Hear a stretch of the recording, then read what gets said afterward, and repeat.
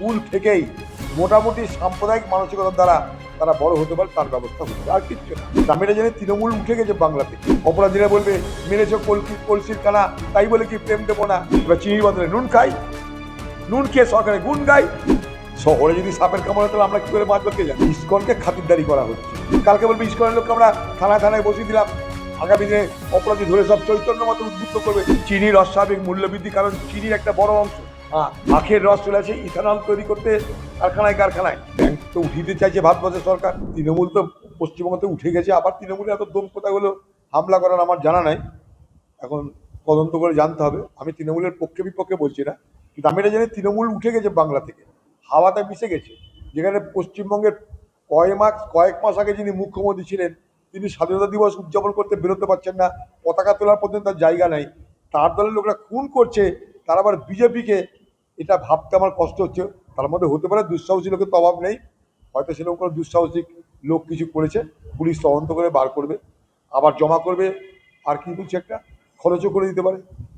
বারুইপুরে তো জমা খরচের জায়গা, আবার সেই বারুইপুরে তাহলে কি হলো, জমা খরচ করে তাহলে আইন ঠিক করা যায় না, জমা খরচ করে প্রশাসনকে ঠিক করা যায় না, জমা খরচ করে আইনের রাজত্ব তৈরি করা যায় না, তো প্রমাণ হলো। এই বারুইপুরে কয়েকদিন আগে জমা খরচের হিসাব দেখলাম আমরা, একটা সাধারণ মানুষকে একটা অপরাধে ধরে আনা হলো ঠিকই, তারপর সাজিয়ে গুছিয়ে তাকে মেরে প্রমাণ করে দেওয়া হলো এই পশ্চিমবঙ্গে কোনো কিছু বরদাস্ত করা হবে না অন্যায়।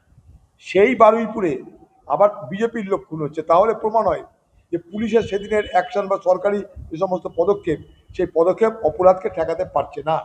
তাই জমা করার খরচ করার মধ্য দিয়েই কিন্তু অপরাধকে রোখা যাবে না, এটা কিন্তু প্রমাণ। শহরে যদি সাপের কামড়ে তাহলে আমরা কি করে বাঁচবো কে জানে। শহরে সাপ আসা মানে জঞ্জাল আছে, সাপের বারবারন্তের ব্যবস্থা আছে। সেখানে ছাত্রদের আমরা শিক্ষা দিতে গেছি, ছাত্রদের জ্ঞান বুদ্ধির বিকাশ ঘটাতে গেছি। তা না করে যেখানে যদি সাপের বারবারন্ত হয়, তাহলে সরকারের নজর দেওয়া উচিত। ইস্কনকে খাতিরদারি করা হচ্ছে যে তুমি এই ব্যবসাটা করো, এক। দু নম্বর, ইস্কনের মাধ্যমে খাবার দেওয়া মানে আগামী দিনে এই পশ্চিমবঙ্গের স্কুলে স্কুলে, ভাই দেখেছো তো সাধু সন্তরা আসছে, তোমরা এদেরকে সম্মান করো, কারণ এরাই তোমাদের খাওয়াচ্ছে।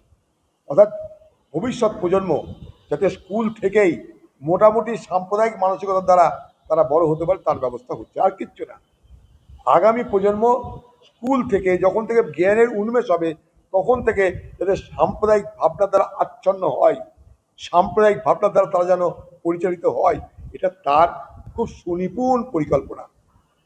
না তো ইস্কন এখানে কি করতে আসছে, যেখানে গ্রামের বাংলার মা বোনেরা, হিন্দু মুসলমান সবাই মা বোনেরা, তারা এই খাদ্য তারা তৈরি করে দেয় বাচ্চাদের, তারা খাওয়ায় বছরের পর বছর ধরে। তাদেরকে বাদ দিয়ে কোথাকার আমেরিকার কোন সংস্থা ইস্কন, যেটা একটা কমার্শিয়াল অর্গানাইজেশন, ব্যবসা করে তারা, যান না মায়াপুরে পকেটে কিছু হয় কিনা দেখুন, যেদিকে যাবেন পয়সা ছাড়া কিছু হবে না, ব্যবসা করছে একটা। তার মধ্যে ভারতবর্ষের ধর্মাবলম্বী দেশ হিসাবে তারা ধর্মের প্রতি যাদের আসক্তি আছে তাদেরকে সেখানে টানছে, তাদেরকেও আনন্দ দিচ্ছে, আমি অস্বীকার করছি না। কিন্তু সেই ইস্কন তাদের যেটা কাজ সেটা করুক। এখন পর্যন্ত মায়াপুর মন্দির সমাপ্ত হলো না, সে কাজটা করুক। ছাত্রীদের খাবারের জন্য তাকে কেন প্রয়োজন হলো আমার জানা নাই। ইস্কনে কি এটা কাজ? ইস্কনের কাজ হচ্ছে তারা শ্রীকৃষ্ণের ধর্ম প্রচার করবে বা শ্রীকৃষ্ণের নির্দেশিত পথে সমাজকে পরিচালনা করবে, শ্রী চৈতন্যের পরিচালিত পথে সমাজকে পরিচালনা করবে। তাহলে আগামী দিনে ছাত্রছাত্রীদের কিসের জন্য দরকার, তার চৈতন্য মতে তাদের ভবিষ্যৎ গড়ার জন্যে, না কিসের জন্যে? উদ্দেশ্য এইটাই। আমাদের দেশে চৈতন্য মত আছে, শাক্ত মত আছে, শৈব মত আছে, বিভিন্ন মতামতের দেশ এটা ভাই। কি হচ্ছে এগুলো? যার যেটা কাজ সে সেটা করো। সরকারের কাজ সরকার চালানো, তোমরা তাই করো। ইস্কনের কাজ মন্দির চালানো, তাই করো। রথ চালানো, তাই করো। কালকে বলবে ইস্কনের লোককে আমরা থানায় থানায় বসিয়ে দিলাম, আগামী দিনে অপরাধী ধরে সব চৈতন্য মতে উদ্বুদ্ধ করবে, তাই দেখতে হতে পারে। অপরাধীরা বলবে মেরেছ কলসির কানা, তাই বলে কি প্রেম দেবো না? তাহলে তাই হতে পারে।